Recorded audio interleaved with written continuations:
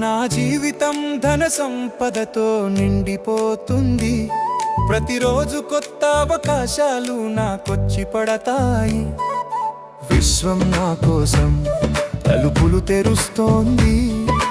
డబ్బు, అదృష్టం, శాంతి నన్ను అనుసరిస్తున్నాయి.